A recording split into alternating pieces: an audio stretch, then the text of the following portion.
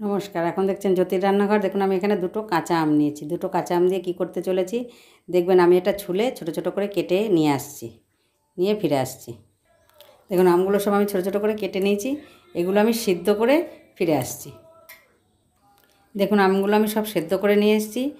এখন গরম আছে, এই জন্য হাত দিতে পারবো না, আমি হাতায় করেই করব। এখানে আমি একটা চালন নিয়েছি, চালনের মধ্যে আমি আমগুলো সব ঢেলে দেবো। ঢেলে দিয়ে এর কাইটা বের করে ফিরে আসছি।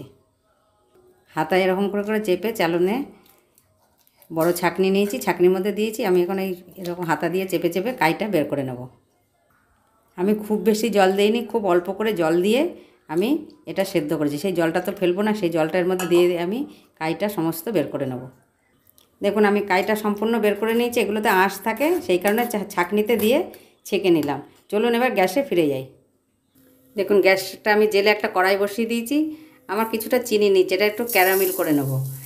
আমটা কতটা টক সেই বুঝে চিনি দিতে হবে। চিনি আন্দাজ মতন দেবেন।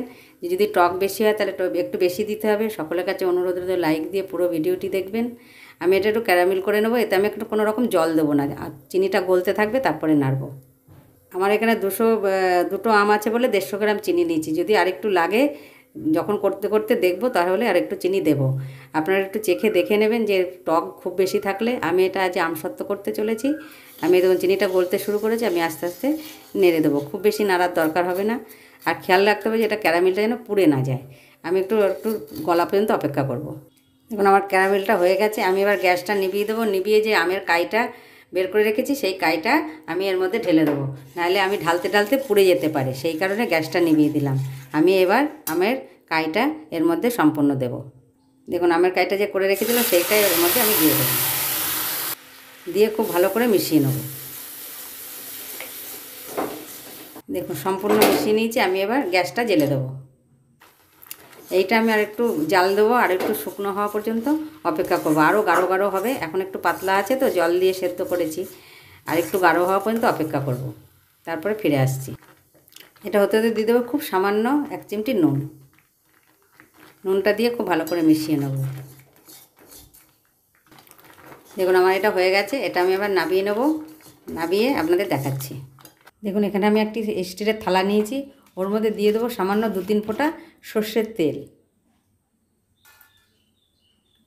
সর্ষের তেল দিয়ে আমি খুব ভালো করে মাখিয়ে নেবো। যেহেতু আমি কাঁচা আমের আমসত্ত্ব করছি, তাহলে খুব তাড়াতাড়ি আমসত্ত্বটা উঠে যাবে। আপনারা যদি এরকম করে দেখুন, খুব সহজে একটা রেসিপি, খুব তাড়াতাড়ি হয়েও যায়।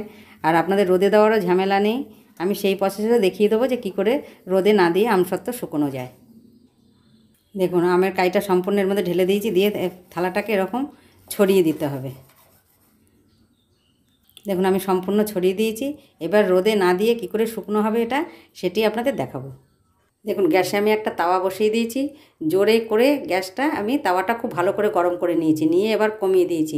আমি এই স্ট্যান্ডের উপরে বসিয়ে দেব। এবার থালাটা আমি এই স্ট্যান্ডের উপরে বসিয়ে দেবো। কোনো ঢাকা দিতে হবে না, এই তাপেই শুকনো হয়ে যাবে। আমি আধা ঘন্টা পরে ফিরে আসছি। আধা ঘন্টার মধ্যে আমার এটা শুকনো হয়ে যাবে। যদি মোটা করে দেওয়া হয় তাহলে আধা ঘন্টায় হবে না, বেশি সময় লাগবে। তাহলে বন্ধুরা রোদেও দিতে হলো না, কোনো ঝামেলাও নেই। খুব সহজে নির্ভেজাল ঘরে পেলেন।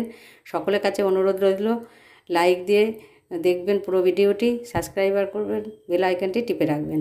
আমি পরবর্তীকালে যে রান্না, আমসত্ত্ব, আচার যাই ছাড়ি, আপনারা সবার আগে নোটিফিকেশন আপনাদের কাছে পৌঁছে যাবে। আমি আধা ঘন্টা বাদে ফিরে আসছি। দেখুন আধা ঘন্টা বাদে ফিরে এলাম। আমার এটা দেখুন শুকনো হয়ে গেছে।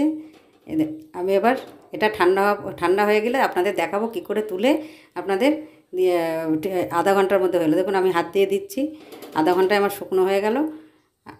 আমি এটা তুলবো, ঠান্ডা হওয়া পর্যন্ত অপেক্ষা করবো। গ্যাসটা এবার আমি নিভিয়ে দেবো। দেখুন আমার এটা কত সুন্দর হয়েছে। আমি এটা তুলে দেখাচ্ছি। দেখুন এটা খুব সহজে উঠে যাবে। এটা খুব সহজে উঠে যাবে। একটু পাশটা একটুখানি হালকা করে নিচ্ছি, নিয়ে দেখুন কত সহজে উঠে যাচ্ছে। দেখুন কত সুন্দর হয়েছে। দেখুন এই পিঠটাও দেখুন কত সুন্দর হয়েছে। আপনাদের কেটে দেখাচ্ছি।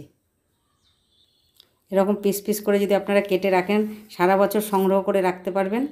দেখুন আমি কেটে কেটে আপনাদের দেখাচ্ছি। দেখুন কত সুন্দর হয়েছে।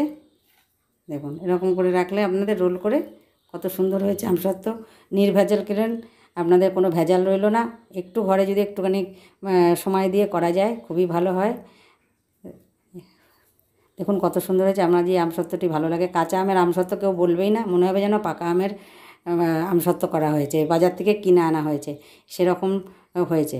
সকলে ভালো থাকবেন, সুস্থ থাকবেন, ধন্যবাদ।